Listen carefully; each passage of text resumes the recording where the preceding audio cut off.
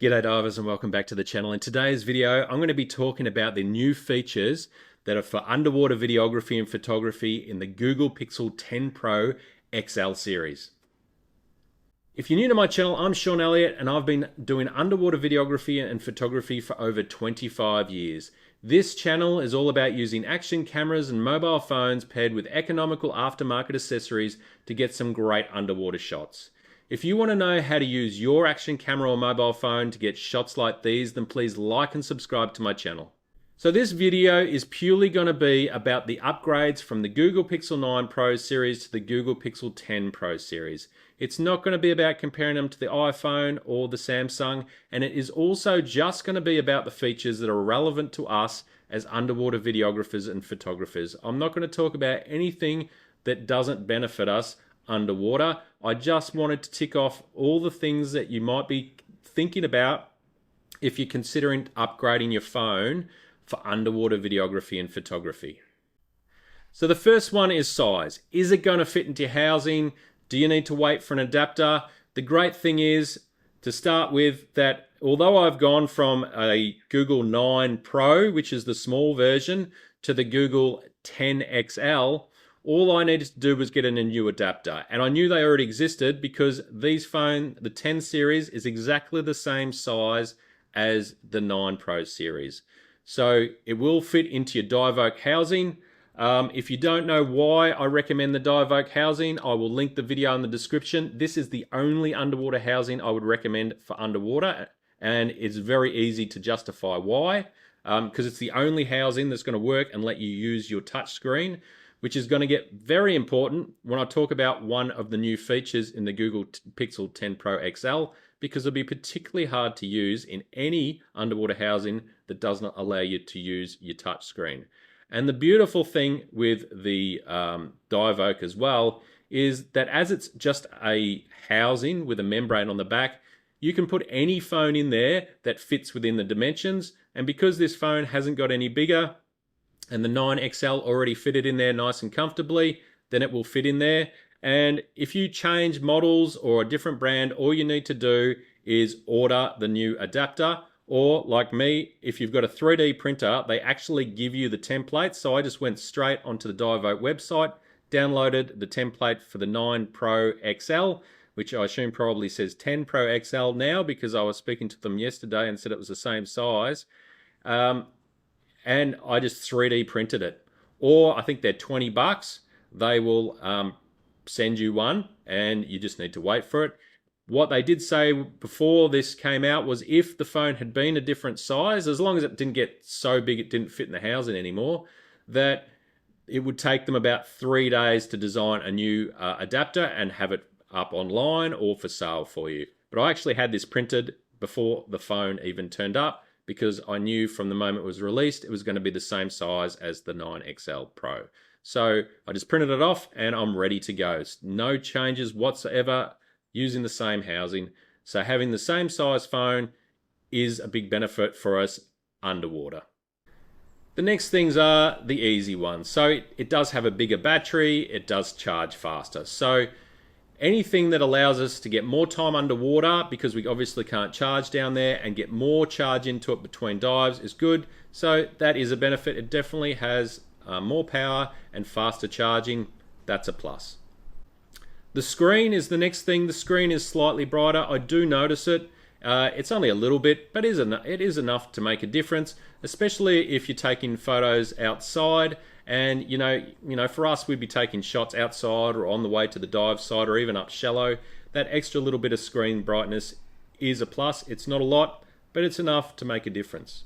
Speed. I have not noticed really any benefit to us speed-wise. If you're a gamer or something, maybe.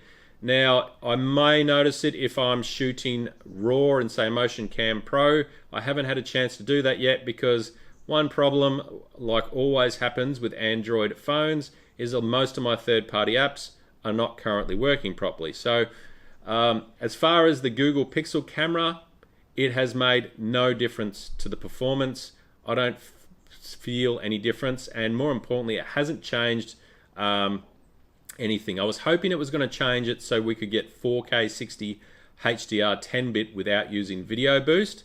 but it hasn't. So there's been no upgrade to the video system whatsoever, or the photography system from an optical point of view that I can see. They added 10 times as a lossless shot under the camera.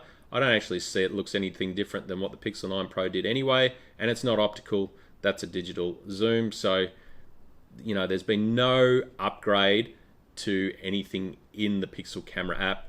So there's no real benefit to the faster chip. It feels a little bit more snappy. That's about it. I'm hoping that once MC24 FPS Pro works properly and Motion Cam Pro work properly, that I may see, you know, the less hangs or less frame drops that you get in there when you're really pushing the limits of the phone. But from the actual Google camera app point of view, the extra powers meant nothing.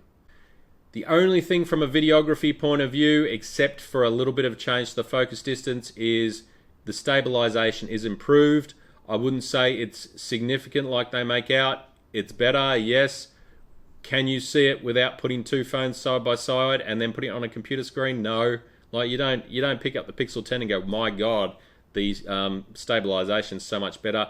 You cannot tell unless you put them side by side. So that, you know, it's an incremental upgrade, but it's better than nothing. They say it's the best in phones, which isn't much to gloat about, to be honest, because phones have pretty ordinary stabilization. So, but added stabilization is always a benefit. Now, the tally macro. This is where I probably got to have a bit of a gripe. I'm really not happy at all with Google right now. To start with, they've put far too much effort into AI, and AI isn't very intelligent. I'm going to give you a very, very good example of how stupid Google AI is. So there was a very strong rumor a couple of months ago that we would get a tele macro lens in the Google Pixel 10 Pro series. It made a lot of logical sense because it's not abnormal in the Chinese market to have tele macro lenses. So it's not modern technology, it's nothing exciting. It just, well, it is exciting, but it just has not been put into iPhone, Samsung, Google before. It certainly exists in the Chinese market. So we were expecting it.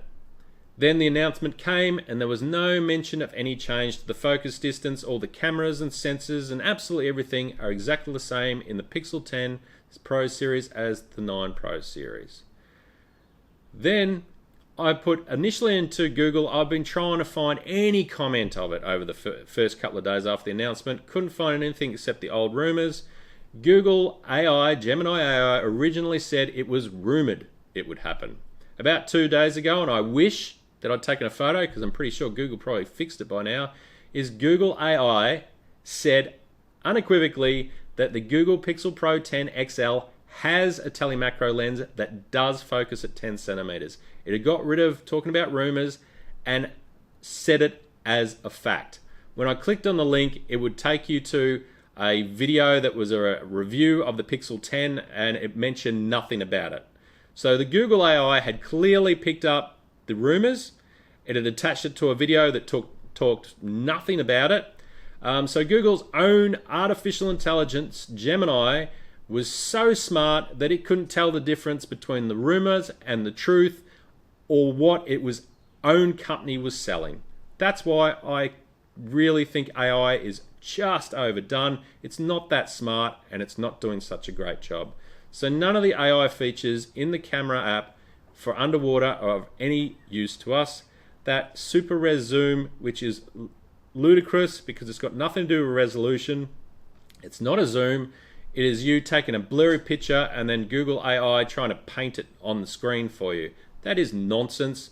Google, stop wasting your time with crap like that and just put better hardware in your camera. I want an optical lens. I do not need AI sitting there and drawing a cat for me. That is just dribble to be able to say you got 100 times zoom. You don't have anything more in this camera than a 5 times zoom. That is it. The 10 times is not lossless. It is bearable. 30 times is definitely not bearable. And 100 times is a joke. It's not even enhancing the photo. It is actually redrawing it. So don't worry about it. So there's no real change at all apart from the stabilization in the camera section. There is one change to the telephoto lens. It hasn't become a telemacro, and this is probably where the rumor started. It does have a closer focus distance, but with caveats. So if you're using it in normal auto mode, there is no change, no visible change. And you need, in the camera part of Google Pixel, to get the closer focus distance, which is now around 27 to 30 centimeters from what I measured with a ruler. It's not that accurate, but I'd say it's about 27 centimeters. Is that if you put manual lens selection on, so you know that it will stay on the 5x lens, because with auto it doesn't. It will change between lenses and just pretend you're on the 5x lens. So you need to go to manual focus, lens selection. You then need to put it into manual focus. It won't work in auto. And then in manual focus, you can focus much closer and get to about, like I said, 27 to 30 centimeters from your subject, which is a substantial change from the 75 centimeters of the Pixel 9 Pro, but really only brings it back in line with what Apple and Samsung have, and a long way off 10 centimeters. The problem is, in the Google Pixel video part of the app, there is no option to do that. It's still very basic. There isn't any ways of fixing your ISO, shutter speed and everything. I don't know why. It's just ridiculously basic. So you can't get to that. But you can get to it in third-party apps. The only third-party app that I used that works so far, unfortunately, MC24 FPS Pro is currently not working properly. Motion Cam Pro is not working properly. They work fine on the 9 Pro. I suspect with some updates they will work fine on the 10 Pro.